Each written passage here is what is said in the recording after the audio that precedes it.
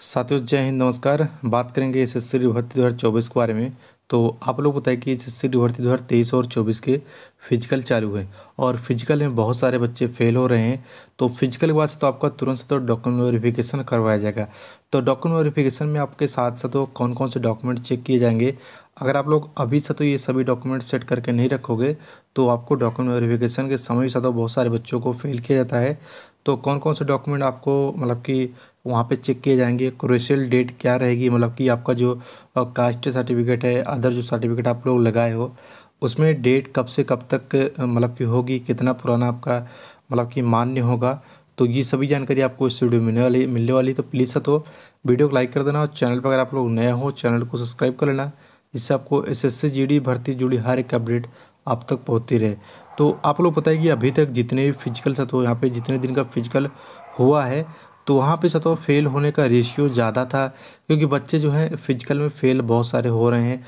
और उनका जब डीएमई चेक किया था, डिटेल मेडिकल टेस्ट जब होता है उनका, तो उसमें बच्चे बहुत सारे फेल हो रहे हैं। कारण सा तो बहुत से हैं, लेकिन बताने का सा तो कोई महत्व नहीं है। बस आपको अपनी तैयारी और अपने लक्ष्य पे ज़्यादा फोकस करके जाना है, जिससे आप लोग अपना जो फिजिकल है वो क्वालिफाई कर पाओ।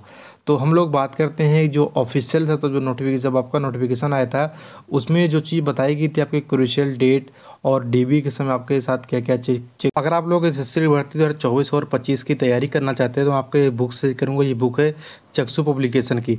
इस बुक में आपको मिल जाएंगे 3300 बहुविकल्पी प्रश्न मिलने वाले हैं और 13 सॉल्व पेपर मिलने वाले हैं और 20 प्रैक्टिस आपको यहाँ पे मिलने वाले हैं।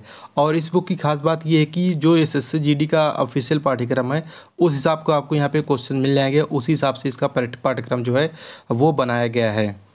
और चक्षु पब्लिकेशन की स्टडी गाइड के साथ साथ इसके practice set well and good है। और इसके प्रैक्टिस सेट आपको मिल जाएंगे फ्लिपकार्ट पे, अमेजोन पे और स्नैपडील पे मिल जाएंगे।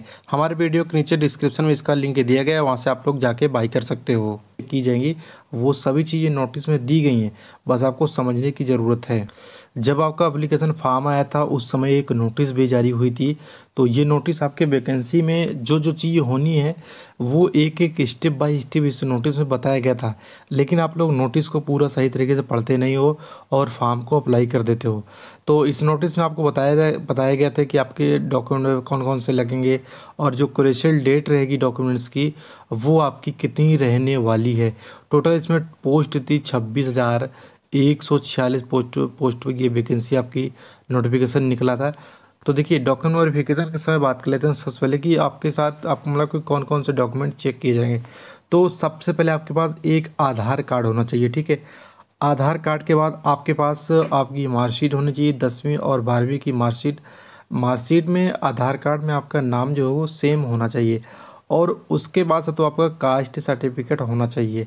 कास्ट सर्टिफिकेट क्या होगा, केंद्र का तो लगेगा, सेंट्रल का कास्ट सर्टिफिकेट नहीं लगेगा। जैसे आप लोग अगर आप लोग उत्तर प्रदेश से हो तो उत्तर प्रदेश का कास्ट सर्टिफिकेट आपका नहीं लगेगा, आपका केंद्र का साथ तो आप लोग मतलब कि सर्टिफिकेट बनवाए होंगे तो आपको केंद्र के सर्टिफिकेट से तो वहाँ पे दिखाना पड़ेगा।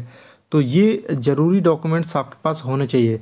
और एक चीज़ और है यहाँ पे, आपने जब फॉर्म को अप्लाई किया था उसका फॉर्मेट भी तो आपके पास होना चाहिए और आपके पास तो 6 से 8 फ़ोटो भी होना चाहिए, ठीक है। तो नए फ़ोटो चलेंगे, अगर आप लोग जिस वक्त फॉर्म को अप्लाई किए थे वो फ़ोटो आपके पास है तो कोई दिक्कत नहीं है। अगर आप लोग के पास वो फ़ोटो नहीं है तो नए फ़ोटो खिंचवा लेना, क्योंकि वहाँ पर आपकी फ़ोटो की ज़रूरत पड़ेगी डॉक्यूमेंट वेरिफिकेशन के समय। तो ये चीज़ें सब तो मोटी मोटी चीज़ें हैं जो आपको लेके जाना ही है। लेकिन आपके कास्ट सर्टिफिकेट में डेट तो कितना पुराना आपका कास्ट सर्टिफिकेट वहाँ चेक किया जाएगा और क्या वहाँ पे रिजेक्ट होने कुछ चांसेस होते हैं या नहीं होते हैं, ये यहाँ पे नोटिस में बताया गया है। तो इस नोटिस में एक जगह ये भी है कि यहाँ पे process of the certification and format of the certificate. तो इसमें ये नोटिस में सब चीज़ बताएगी कि जो सर्टिफिकेट का फॉर्मेट रहेगा, जो प्रोसेस रहेगा अब वो क्या रहेगा। तो अगर आप लोग SC ST OBC और EWS से हो तो आपके पास तो कास्ट सर्टिफिकेट होना ज़रूरी है। अगर ये नहीं रहेगा तो आपको सीधे सा तो रिजेक्ट कर दिया जाएगा, कोई चांस तो आपको नहीं दिया जाएगा। तो SC वाले अपना SC का कास्ट सर्टिफिकेट केंद्र से बनवा के जाएंगे और ST वाले अपना बनवा के ले, EWS वाले अपना बनवा के ले जाएंगे कास्ट सर्टिफिकेट, और OBC वाले कैंडिडेट भी अपना कास्ट सर्टिफिकेट बनवा के ले जाएंगे। तो देखिए इसकी जो डेट है जो लगभग 3 साल था, तो पुराना 3 साल ज़्यादा पुराना आपका कास्ट सर्टिफिकेट नहीं होना चाहिए, 3 साल से ही नीचे का होना चाहिए। तो उम्मीद है तो जब आप लोग फॉर्म को अप्लाई किए होंगे, लगभग से तो ज़्यादातर बच्चे जो होते हैं, लगभग 90% बच्चे नया कास्ट सर्टिफिकेट बनवा लेते हैं, तो उसमें कोई ज़्यादा दिक्कत नहीं होती है। लेकिन जिन्होंने सतो 3 साल पुराना कास्ट सर्टिफिकेट अपलोड कर दिया है, तो उनको कोई दिक्कत नहीं होगी। तो आप लोग लेके जाना, वहाँ आपको चेक कर ले, मतलब कि चेक किया जाएगा।